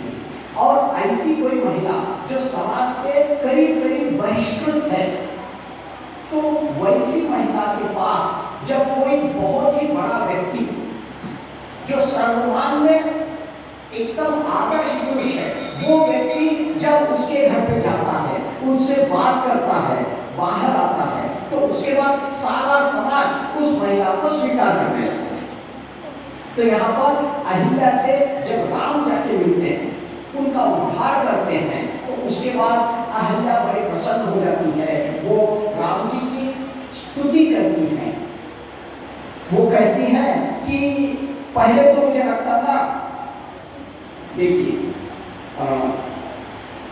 यह पद ऐसे हैं, सुंदर हैं, मैं पढ़ूंगा नहीं, लेकिन मेरे पिताजी जब भी रामायण पढ़ते थे इस प्रसंग को पढ़ते थे, और जब भी हर बार पढ़ते थे तो उनके आंखों में आंसू बहने लगे मेरे पिताजी।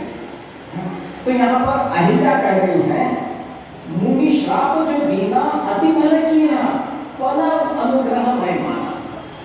उस समय तो मुझे लगा था कि गौतम मुनि ने मुझे जो श्राप दिया है जो गलत है, लेकिन अब मुझे लग रहा है मुनि श्राप जो देना अति भला किया, मेरा बहुत भला किया उन्होंने, क्योंकि उसी श्राप के कारण मुझे आपके दर्शन हुए।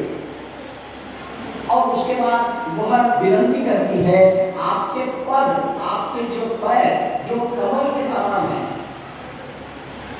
तो उस पद पर, उन पैरों पर मेरा मन भ्रम की तरह हमेशा घूमता रहे, यही मुझे आशीष आप दीजिए। ये बड़े सुंदर पद है, फिर कभी हम इसके बारे में चर्चा करेंगे। तो अहिल्या जी का उद्धार करते हैं। अहिल्या के बारे में मैं इतना ही कहूँ कि ये ब्रह्मदेव की मानस पुत्री थी, पंचकन्याओं में इनका नाम आता है। तो ये अहिल्या जो कि इनको वरदान था, हर समय वो यौवनवती ही रहने वाली थी। तो ऐसी कन्या का विवाह गौतम मुनि से होता है। उसमें भी एक शर्त थी, उस शर्त को गौतम मुनि पूरी करते हैं और इंद्र उस शर्त पे हार जाते हैं। शर्त ये होती है कि पैदल पैदल पांव से चलते चलते त्रिलोक को जो नाप लेगा, त्रिलोक का जो चक्कर लगाएगा, वह विजयी होगा और उससे अहिल्या का विवाह होगा। इंद्र जी बहुत पसंद करते थे अहिल्या को, तो वो चाहते थे विवाह करना, और वह तो बहुत तेजी से दौड़ने लग गए और उन्होंने अपने कुछ अनुचरों को ऐसा लगाया कि गौतम मुनि की शर्त पूरी न कर पाए। लेकिन गौतम मुनि को रास्ते में कामधेनु एक गाय मिलती है जो प्रसव पीड़ा से व्यथित होती है। तो गौतम मुनि वहां रुकते हैं, उसकी प्रसव वेदना को कम करते हैं, उसकी प्रदक्षिणा करते हैं। तब तक इंद्र पहुंच जाते हैं और बोलते हैं वो जीत गए। लेकिन थर्ड एम्पायर को पूछा जाता है, भाई ये क्या हुआ, ये तो जीत गया हो गया है? तो बोलते हैं नहीं, वहां पर गौतम मुनि ने कामधेनु प्रसव करवाया और उसकी जो प्रदक्षिणा की, यानी कामधेनु को जो धेनु धरती का अवतार माना जाता है, धरती का रूप माना जाता है, तो उनकी प्रदक्षिणा करना तो सारे ब्रह्मांड की प्रदक्षिणा करने समान हो गया। इसलिए गौतम को विजयी घोषित किया जाता है। इसकी ईर्ष्या इंद्र के मन में होती है। फिर आगे के जो प्रकरण होते हैं वो आपको पता है। तो इस तरह से यहाँ पर अहिल्या का उद्धार राम जी के द्वारा किया जाता है। अब राम जी की कीर्ति सर्वव्यापक है कि राम जी ने क्या किया है, ताड़का को मारा है। ताड़का को जब बाण मारते हैं, ताड़का बड़ी जोर से चिल्लाती है, हे राम मेरी रक्षा करो, जोर से चिल्लाती है। सुबाहु बारिश को मारते हैं, वहां जो गर्मी होती है वो सारी दुनिया को सुनाई दी, सो ताड़का मारी गई करके। और मारा किसने, तो राम जी ने ताड़का का वध किया है। उसके बाद पता चलता है कि अहिल्या जैसी का भी उद्धार राम जी ने किया है। तो राम जी की ख्याति सर्वदूर पहुंच जाती है। यह मिथिला में प्रवेश करते हैं। विश्वामित्र जी एक कुटी में वहां पर रुक जाते हैं। एक थोड़ा सा बाग होता है, उसमें ये विश्रांति लेते हैं। और राम और लक्ष्मण सारे शहर को देखने, मिथिला को देखने निकल पड़ते हैं। वो देखने को क्या निकलते हैं, सभी नगरवासियों को खुद का दर्शन करवाने के लिए राम लक्ष्मण निकल पड़ते हैं। सारे नगरवासी इन सुंदर युवकों को देखकर बड़े प्रसन्न होते हैं। बहुत सारी सहेलियां जो सीता माता की होती हैं वो आपस में बात करती हैं। ये जो बड़ा वाला लड़का दिखाई दे रहा है ना, थोड़ा सांवला सा, इसी के साथ अगर हमारी सीता का विवाह हो जाएगा तो कितना अच्छा होगा। फिर वो सोचते हैं ये तो इतने कोमल दिखाई दे रहे हैं और महाराज ने तो इतनी भयानक शर्त रखी हुई है कि धनुष तोड़ने की, तो ये कोमल बालक को धनुष कैसे तोड़ पाएंगे, इस तरह की बातें होती हैं। और उसी समय जनक जी पहुंचते हैं विश्वामित्र के पास। मालूम होता है कि साथ में कौन आए हैं, वो कहते हैं कि राम लक्ष्मण आए हैं, अयोध्या नरेश के बेटे आए हैं। तब जनक जी पुलकित हो जाते हैं, राम लक्ष्मण वापस आते हैं। तो जनक जी जब राम को देखते हैं तो बड़े गदगद हो जाते हैं, उनके आंखों में से आनंदाश्रु बहने लगते हैं। जो विदेह कहलाते हैं, जो राजा रहते हुए भी विदेह थे, राजऋषि की तरह रहते थे, वैसे व्यक्ति भी जो ज्ञान संपन्न थे, अनेक ऋषि मुनि आके जनक जी से ज्ञान प्राप्त करते थे, वह अपने परम पिता को देखकर आंखों में आंसू बहने लगते हैं। और राम लक्ष्मण और विश्वामित्र को एक बहुत ही अच्छे महल में ठहराया जाता है। विश्वामित्र रहते बगीचे में ठीक है, लेकिन अब फिर लाके इनको महल में ठहरा दिया जाता है। वीआईपी आदमी के लिए वीआईपी ट्रीटमेंट दी जाती है। राम लक्ष्मण वहां रहने लगते हैं। और इधर जो धनुष यज्ञ की तैयारी चल रही है, कुछ जगह ऐसे संदर्भ आते हैं कि 10,000 राजाओं ने भी धनुष को उठाने का प्रयत्न किया, वो उठा नहीं। अब 10,000 राजा लोग अगर वो धनुष एक 50 फुट का भी होगा तो 10,000 लोग कैसे पकड़ेंगे। तो यह कहा गया है एक एक दिन में 10,000 लोगों ने प्रयत्न किया, फिर भी वो धनुष उठ नहीं पाया। इस तरह का वो धनुष यज्ञ चलता रहता है। तो धनुष यज्ञ एक दिन नहीं हुआ था, बल्कि महीनों चल रहा है। इन्होंने डिक्लेयर कर दिया जो भी धनुष पर प्रत्यंचा चढ़ाएगा उससे मेरी पुत्री का विवाह होगा। तो कभी 50 लोग आ जाते थे, कभी 200 लोग आ जाते थे, कभी ज्यादा राजा लोग आ जाते थे, और वो धनुष पर अपना ताकत की आजमाइश करते थे। कहते हैं उसी समय रावण भी वहां आया था धनुष उठाने, और रावण ने तो बहुत बहुत बड़ाई मारी थी, डिंगियां हारते थे। ये धनुष किसका है? शिव जी का धनुष है ना। शिव जी का धनुष काय होता था? जब मैंने कैलाश पर्वत को उठा लिया था, पूरे कैलाश को उठाया था, तो उसमें शिव जी भी थे, उनका धनुष भी था ना, और भी उछलने लगे। तब उसके साथ में आया होता है बाणासुर भी। बाणासुर बोलता है मैं इसीलिए तो आया हूँ कि कुछ धंधे आगे नहीं करना चाहिए। तो कितना पराक्रमी है मुझे मालूम है। सहस्त्रबाहु ने तुझे किस तरह से पराजित किया था मुझे मालूम है। वाली ने किस तरह से अपने कांख में दबाकर 6 महीने घुमा था वो मुझे पता है। चुपचाप जो कंडीशन है वो पूरी कर, नहीं तो सीता को कोशिश करता है, क्योंकि अपहरण की उसकी पद्धति थी। रक्ष संस्कृति का ही उसने ऐसा निर्माण किया था कि जो भी युवती उसे पसंद आई कि उसका अपहरण करना। तो यहाँ भी वो उसी दृष्टि से आया था, क्योंकि कोई दूसरा राजा तो उसको रोक नहीं पाता। लेकिन बाणासुर वहां पर आके खड़ा होता है, कहता है नहीं ऐसा कुछ नहीं करना है, सीधे सीधे कंडीशन पूरी करो। तो रावण बड़ी बड़ी बातें करते रहता है। उसी समय जोर से उसके अनुचरों की चीख सुनाई देती है। जो मैंने कहा, ताड़का जब मरती होती है तो ये रात करके जोर से पुकारती है। तो राक्षसों को सभी को रावण ने भी एक वचन दिया था कि भाई तुम जाओ, तुम जाके अलग अलग जगह पर जंगलों में अपना अपना राज्य स्थापित करने की कोशिश करो, और आपको कहीं कोई दिक्कत आती है तो कभी भी मुझे पुकारना और मैं तुरंत मैं आपके पास आऊं। तो ताड़का के मरने की जो आवाज आई थी उसे सुनकर रावण कहता है, अरे रहो दे हमारे अर्जेंट काम आ गया, नहीं जाओ। तो ये रावण वहां से निकल गया था। तो ऐसी कथा आती है। रावण चला गया है और सीता माता वहां पर जो उनके राजमहल का एक बगीचा होता है, बगीचे में सुंदर सा देवी का मंदिर होता है, गिरिराज किशोरी का मंदिर होता है, पार्वती जी का मंदिर होता है। पार्वती के मंदिर में पूजा अर्चना करके अपने विवाह के लिए जो ये वर मिले इसकी कामना करने के लिए ये सीता माता अपनी सखियों के साथ पुष्प वाटिका में आई हुई है। उसी समय राम और लक्ष्मण भी विश्वामित्र जी के लिए पूजा के लिए पुष्प लेने के लिए उसी पुष्प वाटिका में आए हुए हैं। देखिए, विवाह के पहले पार्वती भवानी आपके पास उनका अड़े जाते रहते हैं आप बहुत सारे, तो देवी की उपासना की जाती है। तो उसी उपासना के लिए यहाँ पर सीता माता पहुंची हैं देवी के मंदिर में, और राम लक्ष्मण भी उसी पुष्प वाटिका में आए हैं। और देवी माँ की आराधना सीता माता किस तरह से करती हैं ये सुनेंगे।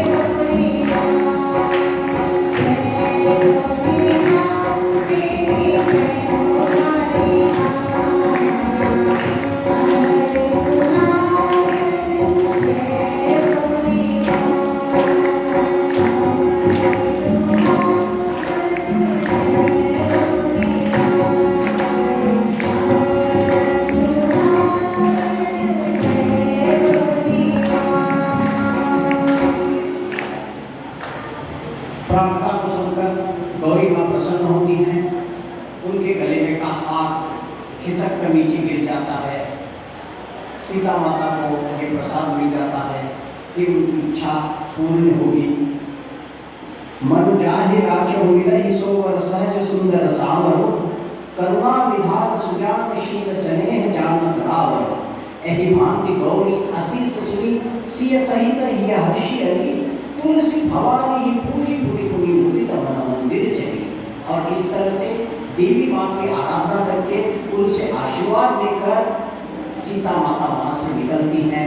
सहेलियां उनसे मजाक करती हैं, कहती हैं तुमने देखा है क्या राम जी दिखाई दे रहे हैं। राम जी भी एक झलक सीता माता की देखते हैं, दोनों एक दूसरे को ऐसे पसंद करने लगते हैं। और उसके बाद सीता माँ अपनी सहेलियों के साथ राजमहल में जाती हैं। दूसरे दिन राम और लक्ष्मण धनुष यज्ञ के लिए पहुंचते हैं।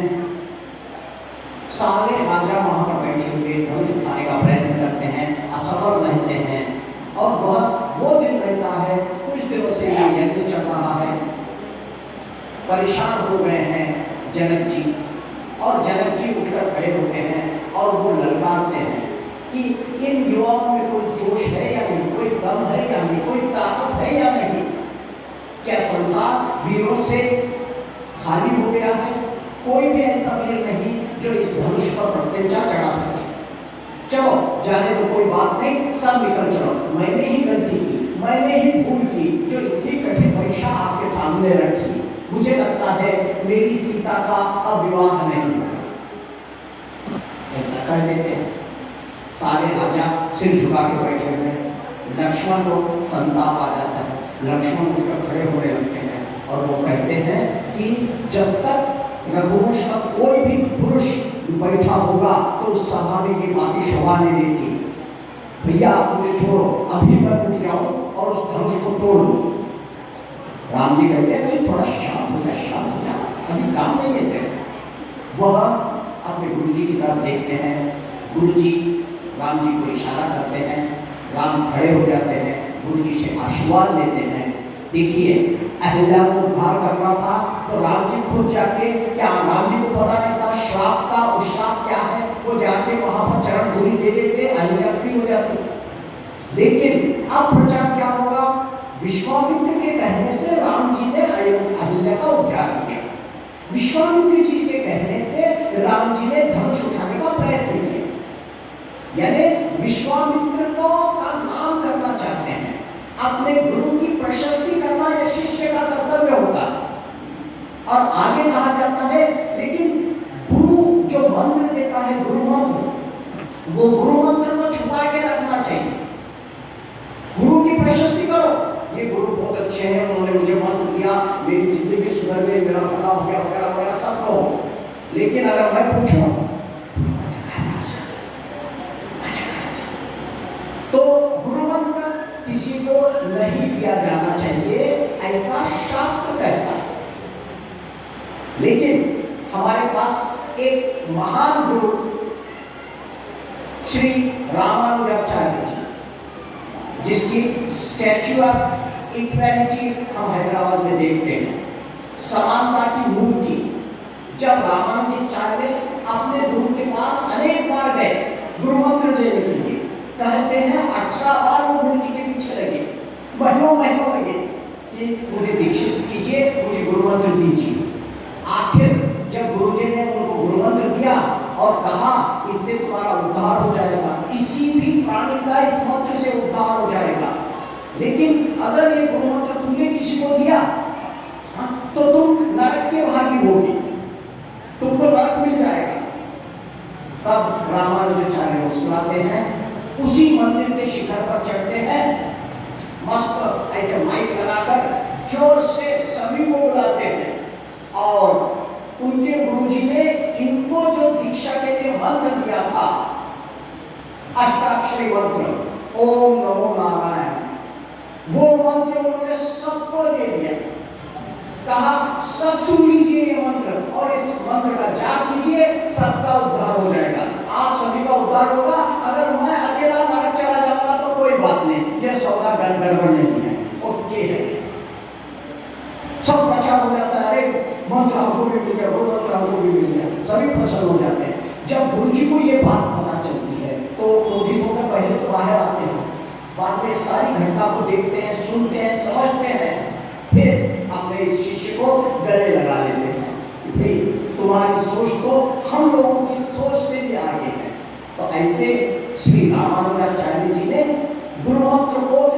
सार्वजनिक करने का काम किया था। वैसे ही ये राम जी हैं जो अपनी गुरु की हर जगह उनकी ख्याति होना, उनकी प्रशस्ति होना, उनका नाम होना, कोई भी काम करना है तो गुरु की आज्ञा से करना, यह बात हमेशा राम जी करते आए हैं। हमेशा बड़ों का को प्रणाम करना और उनका आशीर्वाद देना। कहा जाता है कि बड़ों का आशीर्वाद लेने से बहुत सारे सिद्धियों की प्राप्ति होती है। तो आज के बाद हम भी कहीं भी जाते समय अगर हमने बड़ों को प्रणाम भी करके हम निकलेंगे तो जो घर में बैठे वाले बुजुर्ग हैं उनको जरा अच्छा लगेगा, ठीक है। इसके बाद राम जी खड़े हो जाते हैं, धनुष के पास आते हैं, धनुष को प्रणाम करते हैं।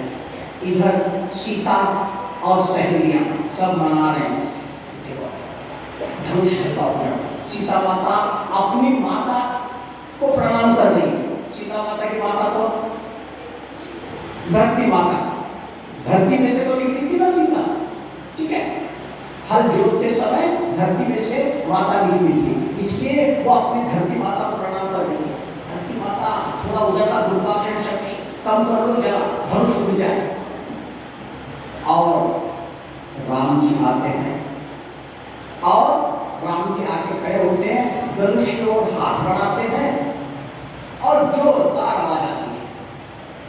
किसी को पता ही नहीं चलता कब राम जी ने उसको धनुष को उठाया, कब उसे खड़ा किया, कब उसको नीचे झुकाया और कब धनुष टूट के दो टुकड़े हो गए। जोर कड़ाके की आवाज आती है। राम जी ने वो शर्त पूरी कर ली थी। सीता माता हाथ में वरमाला लेकर निकलती है, राम जी के पास आती है। राम जी अकड़ के खड़े हुए हैं, सीता माता बेचारी छोटी हैं, बिगड़ती हैं। आजकल भी चलता है ना, हार डालते समय तो ऐसा चल रहा है। तो सीता की सहेलियां, हम लोगों की सहेलियां से बहुत होशियार थी। उन्होंने बधाई का गाना शुरू कर दिया, बधाई हो गया, वरमाला हो गई, वरमाला हो गई। राम जी को कहा देखो वरमाला डाले क्या कि कभी सीता माता ने डाला। सहेलियों ने ऐसा कहा हमें वरमाला हो गई, वरमाला हो गई। तो राम को लगा कि मैंने ध्यान ही नहीं दिया गया वरमाला आने क्या, वो झुक के देख रहे हैं, उठते हुए झुके हुए गले में माता वरमाला डाल देती है। आनंद से सभी तालियां बजाने लगते हैं और सहेलियां कहती हैं उठो सिया श्रृंगार करो। थोड़ा आपको समझ रहा होगा, तकलीफ हो रही है, आवाज को संभालो। उठो सिया श्रृंगार करो, शिव धनुष रानी उड़ाए हाथ। उठो सिया श्रृंगार करो, शिव धनुष रानी उड़ाए। तोड़ा है हरि तोड़ा है, तोड़ा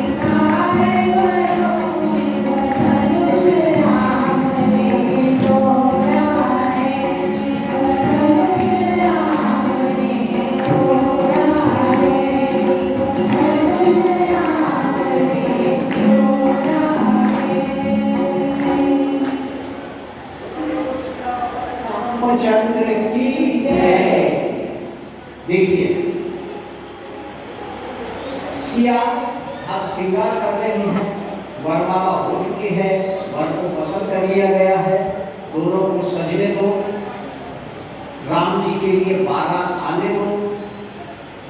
एक बारात हमने देखी थी, बारात आगे गई थी, दूल्हा पीछे पीछे जा रहा था। ये एक ऐसी बारात है जिसमें दूल्हा पहले जाके बैठने वाला है वहां पर, आता फक्त वरण येणार है, ठीक है। दशरथ वगैरह आएंगे और राम तो पहले जाके बैठे हैं ससुराल में। हाँ, तो ऐसी भी बारात हो सकती है, वैसी भी और ऐसी भी। तो ये बारात आने वाली है।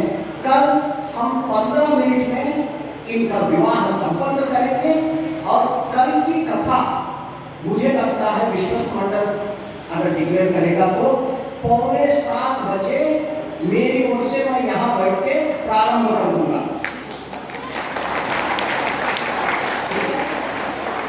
जिससे कि कल इसी तरह से 9:15 तक आप यहाँ पर अगर आएंगे, आप साथ देंगे तो हम इस कथा को, ये आनंद के क्षण को अब कल आधे घंटे का खत्म हो जाएंगे। फिर रामायण की जो आगे की बातें हैं वो हम जल्दी करते हुए कल उसे समाप्त करने की ओर जाएंगे, क्योंकि परसों के दिन जो है रामनवमी भी है, राम जी का प्राणोत्सव हमें मनाना है। तो सुबह 1-8 घंटा जो बातें होंगी तो वो ऐसी कुछ विशेष नहीं होगी। तो कल हमें रामायण के दूसरे सारे प्रकरणों को टच करते हुए चलना है। तो अभी हम सीता को तैयार होने देते हैं, यहीं हम कथा को विराम देते हैं। और इसी के साथ पहले तो मैं हनुमत जी को उनके वैकुंठ में पहुंचाऊंगा और बाद में आरती की तैयारी की जाए। कथा विसर्जन होत है, सुनो वीर हनुमान, जो जन जहाँ पे आए हैं ते तहाँ करे प्रणाम। जो जन जहाँ पे आए हैं ते तहाँ करे प्रयाण। रामायण वैकुंठ में आप करो विश्राम। रामायण वैकुंठ में आप करो विश्राम। बोलो बजरंगबली हनुमान की जय। श्री राम। आरती